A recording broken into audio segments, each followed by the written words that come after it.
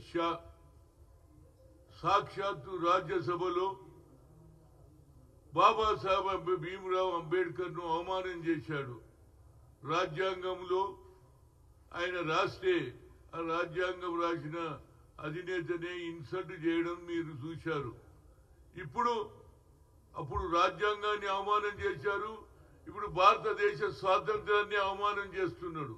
ఎవరు? Mohan Bhagat, RSS chief. అంటే ఇది ఎట్లా కనిపిస్తుందంటే ఆయన ఏమంటాడంటే ఏదైతే అయోధ్యలో శిరస్థాన్ ఆనాడు ప్రారంభించినప్పుడే నిజమైన స్వాతంత్రం వచ్చిందని అంటున్నాడు. ఎంత అవమానం అండి! అక్కడ షహీద్ భగత్ సింగ్ ను కూడా అవమానం చేశాడు. ఆనాడు దేశ స్వాతంత్రం గురించి నేను ప్రాణాలను ఇస్తా కానీ స్వాతంత్రం నేను వదులుకోను అన్నటువంటి నాయకుడిని కూడా అటు అంబేద్కర్ ఇటు షహీద్ భగత్ సింగ్. అంటే ఏ విధంగా కనిపిస్తుందంటే వీళ్ళలో మార్పు రాలే.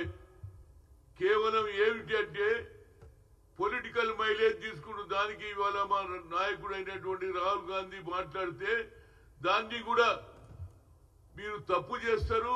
మళ్ళీ ఆయన వాస్తవాలు మాట్లాడితే దాన్ని వక్రీకరించడానికి రోజు టీవీలు మీ చేతులు ఉన్నది, మీడియా మీ చేతులు ఉన్నదని రోజు ఆయన ఏం తప్పు మాట్లాడిండు? రాజ్యాంగాన్ని అవమానం చేస్తారని అడిగిండు. భారతదేశ స్వాతంత్రం తెచ్చినటువంటి అమరవీరులకు అవమానం చేస్తారని అడిగిండు. తప్పే ఉన్నది? మీరేమన్నారు మొన్నటి వరకు? డాక్టర్ మన్మోహన్ సింగ్ ప్రధానమంత్రి అంటే సోనియా గాంధీ రిమోట్ కంట్రోల్ అన్నారు.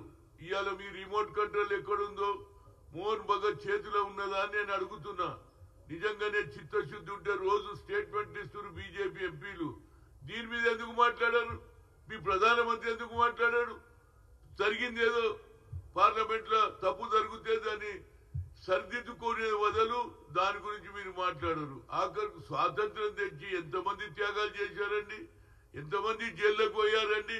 షహీద్ భగత్ సింగ్ ఉరి తీసుకున్నాడు స్వాతంత్రం గురించి, కానీ నేను కాంప్రమైజ్ కాదన్నాడు. అలాంటిది పోయి ఇవాళ ఏది అయోధ్యనే నిజమైన స్వాతంత్రం వచ్చిందని చెప్పడం అది ఎంతవరకు న్యాయం అనేది నేను అడుగుతున్నా.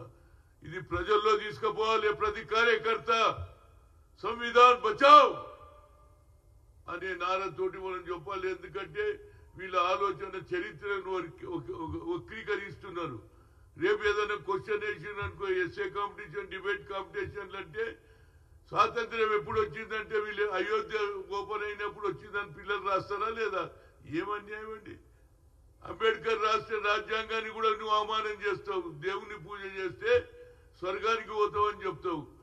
పిల్లలను కూడా నువ్వు చరిత్రను వక్రీకరిస్తున్నావు. ఇప్పటికన్నా నరేంద్ర మోడీ నీ ప్రభుత్వం ఎందుకు జవాబు చెప్తలేదని అడుగుతున్నా. అమిత్ షా ఎందుకు సారీ చెప్పడని అడుగుతున్నా. ఆఖరికి స్వాతంత్రం ఎప్పుడు వచ్చింది? 1947లో అయితే అయోధ్య మొన్న ఏది ఇనాగ్రేషన్ అయితే అప్పుడు స్వాతంత్రం వచ్చిందని మోహన్ భగత్ చెప్పడం ఆయన చదువుకున్నాడా? లేకపోతే కొంత ఏది మతి స్థిమించిందా? ఏం మాటలండి ఇది? మీరు చేసే తప్పులు వచ్చే తరం వారికి చరిత్రను ఎక్కడ రాయాలనో తెలియనట్టున్నది. అరే ఇది రాయాలనా అది రాయాలనా? పిల్లలకు కూడా నువ్వు చరిత్రను వక్రీకరించడం ఎంతవరకు న్యాయం? నేను నిజంగా చెప్తున్నా, రాహుల్ గాంధీ గారు కరెక్ట్ మాట్లాడిండు. దీన్ని మీరు ఎన్ని చెప్పినా కనుక మన పైన పెద్ద బాధ్యత ఉంది కార్యకర్తల పైన.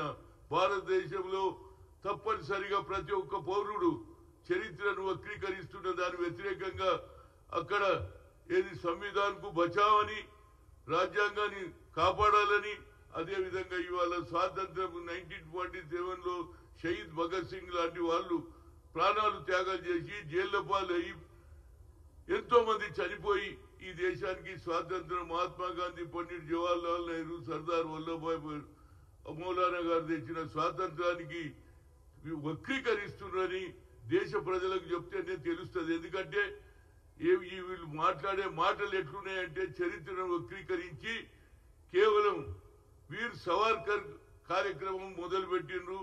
ఎవరైతే ఈ దేశంలో మహాత్మా గాంధీని చంపినటువంటి వాళ్ళు ఇవాళ మాట్లాడుతున్నారు. దాన్ని మనం తప్పనిసరిగా ప్రతి కార్యకర్త తిప్పి కొట్టాలని కోరుతున్నా.